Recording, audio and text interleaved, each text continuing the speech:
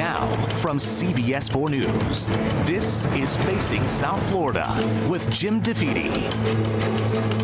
Good morning and welcome to Facing South Florida. I'm Rudy Shabazi in this week for Jim DeFede. First, what a chaotic week on the immigration front. First, President Trump expresses his support for the zero-tolerance policy on illegal entry. And we learned that in the last 6 weeks, more than 2,000 children have been separated from their parents who crossed the U.S.-Mexico border illegally. Then, amidst condemnation and protest, the president reverses his decision and signs an executive order. Here's the president at a rally in Minnesota.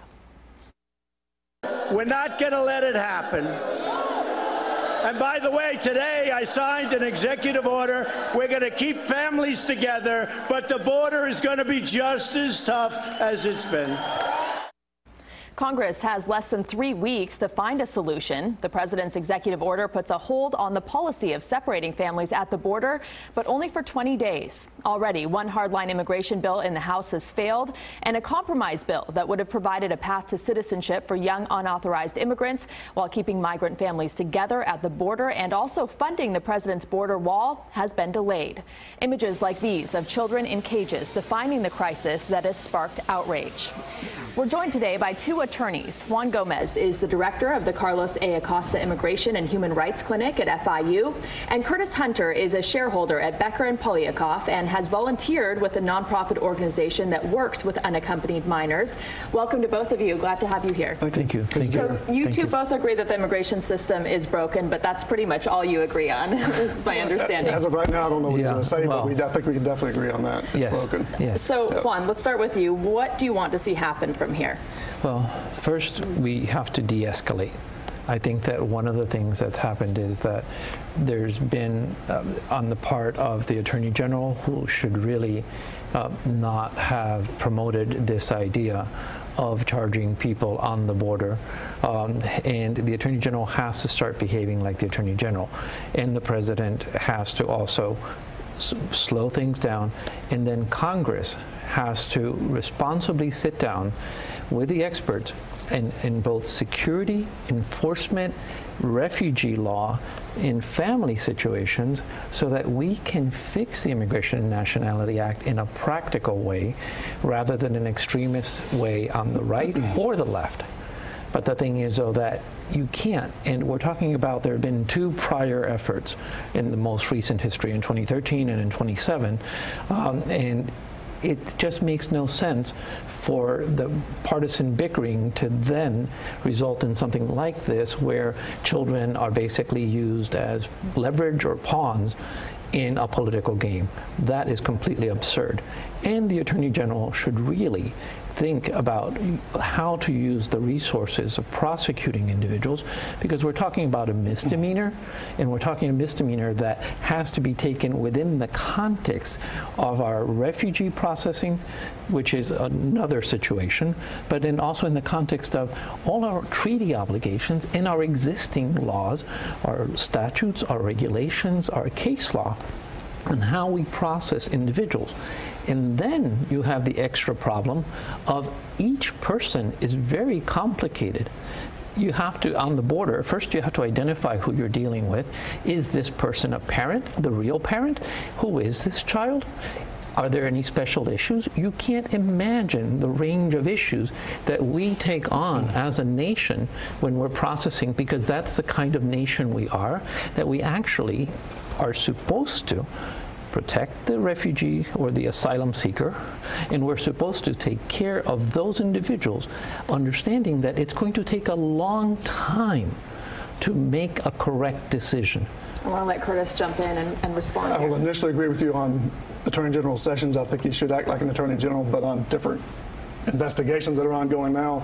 I believe here, if you give it some background and context, I think you'll see that he probably did, although it wasn't popular at the time, make the right decision. Between March of 2007 and March of 2018, we saw an increase of 203% of illegal border crossings. From March of 2018 to April 2018, we saw a 37% increase just in that month alone. and that was the highest increase of any month since 2011.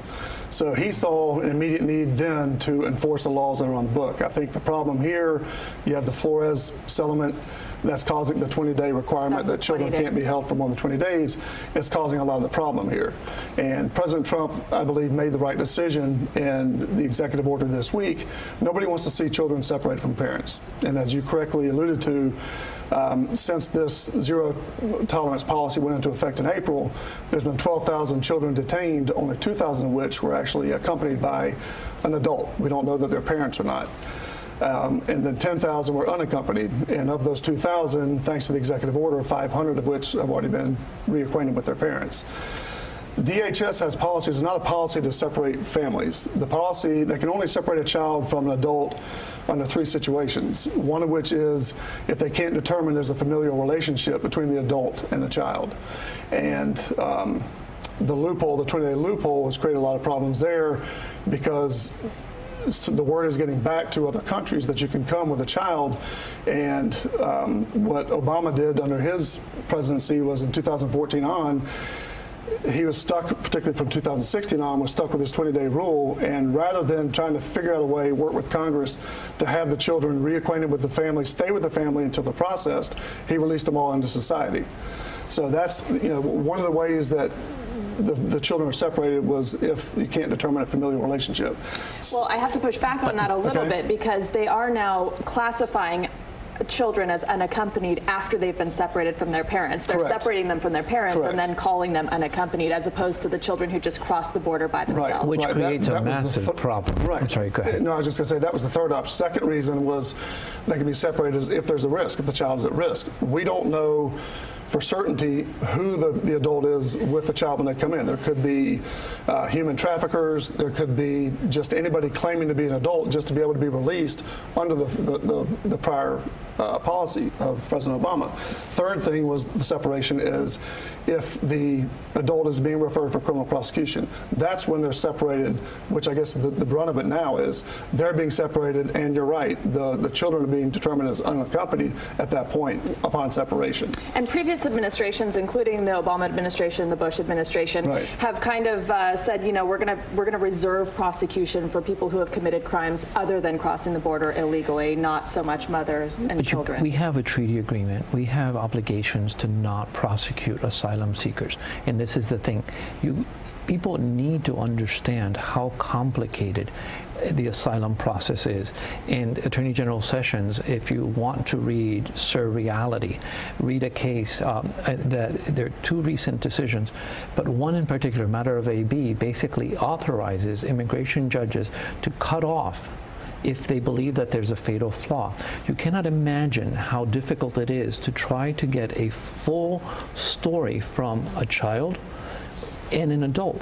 You have individuals who don't even speak, I'm talking about Spanish. You have individuals who have no idea what our legal system is. Think of us. Think of when we have a legal problem, we don't go into court by ourselves, we use lawyers. You understand that there is no legal right to paid counsel in removal proceedings.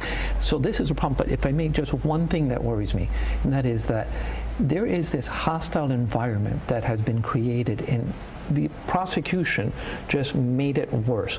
And the problem is that we do have a fiscally sound and humane solution, which is we were using monitors. There is no need. And then the other part is that the U.S. has historically, for decades, known how to deal with mass migration. Here, those people who are already on U.S. soil, we use the monitor. It's amazing how using these monitors, the bracelets, people return. It's like a 90-some% return rate in that, like, we have the compliance system. But again, we have the technology, but we don't use it. I want to pick this up on the other side of the break. We do have to take a quick break, and we will be right back with the conversation on the other side. Stay with us.